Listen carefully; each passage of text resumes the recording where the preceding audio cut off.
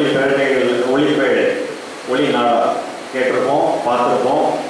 But எல்லாரையும் தாண்டி அவர் கூடவே பக்கத்தில் இருந்து பார்த்த திருமிகு ஐயா திருவி கல்யாணம் அவர்கள் இன்று நம்முடன் 96 வயது இளைஞராக அருமையான இந்த கம்பீரத்துடன் நம்முடைய இருப்பது இந்த கரூர் மாவட்டத்திற்கு மிக வெகு சிறப்பு. இதில் திரு கல்யாணம் ஐயா பற்றி சொல்லணும்னாக்க 5 ஆண்டு காலம் காந்தியடிகள் கூட இருந்திருக்கிறாரு. சொன்னது மாதிரி கிட்டைக்கு போய் பார்க்கறதுக்கு மிகப்பெரிய அபூர்வமான ஒரு பெரிய தலைவர், எளிய மனிதர், உலகம் அறிந்த உண்மை.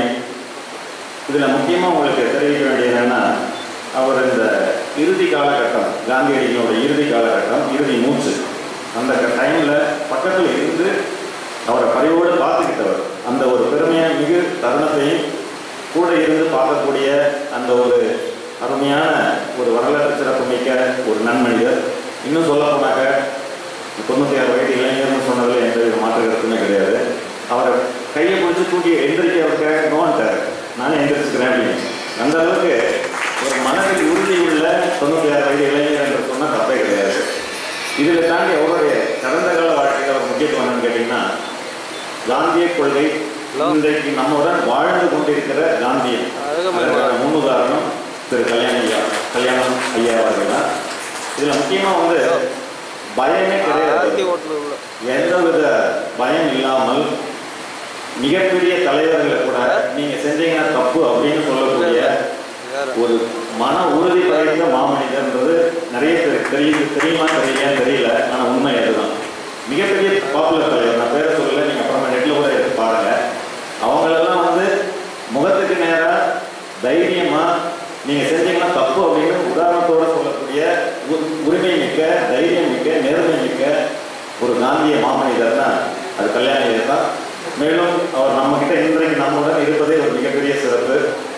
பொதுவாக நமது திருவாளர் திரு ராகவன் ஐயா அவர்களை பற்றி நிறைய பேர் நிறைய சொன்னாங்க. அதில் அதிமுக்கியமாக ஒரே ஒரு விஷயம் தான், இந்த நீர்நிலைகளை பாதுகாக்கிறதுன்றது அடிப்படையை முதல்ல ஆரம்பித்த ஒரு தொலைநோக்கு பார்வையுடைய ஒரு அருமையான ஒரு மாமனிதர் தான் சொல்லணும். ஏன்னா இன்னைக்கு நமக்கு கர்நாடகாலேயோ வெளியிடத்துலையோ வெப்பத்துலையோ நமக்கு தண்ணி கிடைக்கலன்னா தண்ணியை தேடிட்டு போகிறோம், எங்கே கிடைக்குது ஏது கிடைக்குது.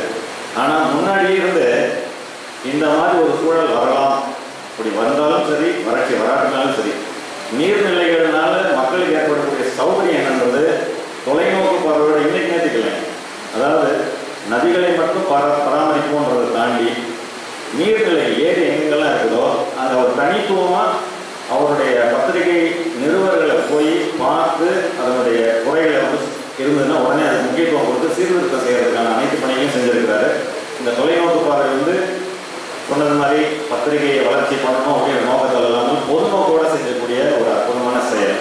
மேலும் குறைகளை இடித்து கூறுவதிலும் நிறைகளை எடுத்து கூறுவதிலும் நடுநிலைமையாக பணியாற்றக்கூடிய ஒரு பத்திரிகைனாக்க தினமலரை சொல்லலாம்.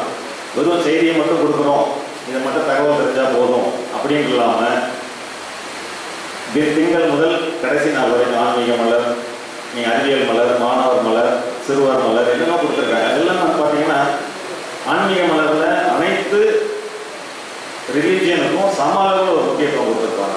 அதை விட நீங்கள் வெப்சைட் எடுத்து பார்த்தீங்கன்னா உங்கள் நட்சத்திரத்துக்கு எந்த கோயில் எத்தனை பேருக்கு தெரியும் தெரியாது. வாய்ப்பு எடுத்து பாருங்க.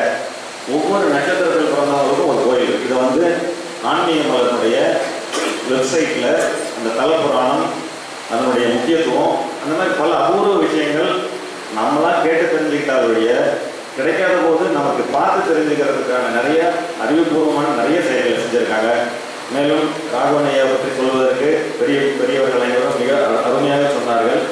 அதில் எனக்கு பிடித்த ஒரு முக்கியமான விஷயம், கரூர் மாவட்டம் தண்ணி பற்றாக்குறை உள்ள மாவட்டம், அதை நோக்கி அன்னைக்கே அவர் முயற்சி செய்த அந்த மாபெரும் பெருந்தகை இன்னும் நம்ம கூட கொஞ்ச நாள் கூட இருந்திருந்தாருன்னா இன்னும் நிறைய நல்ல விஷயங்கள் நடந்திருக்கும். இன்றைக்கும் நாம் இருக்கும் பொழுது அதனுடைய மகத்துவத்தை அறிவதில்லை, இழந்த பின் தான் நம்ம பொதுவான மகத்துவத்தை நம்ம தெரியணும். இன்றைக்கு நாள் கடந்தாலும் இந்த நினைவாஞ்சலி அந்த நன்றி உணர்வுடன் இன்றைக்கு அத்துணை பேரும் வந்த உங்கள் அனைவருக்கும் என்னுடைய பணிவான அன்பான நன்றியை தெரிவித்துக் கொள்கிறேன். வணக்கம்.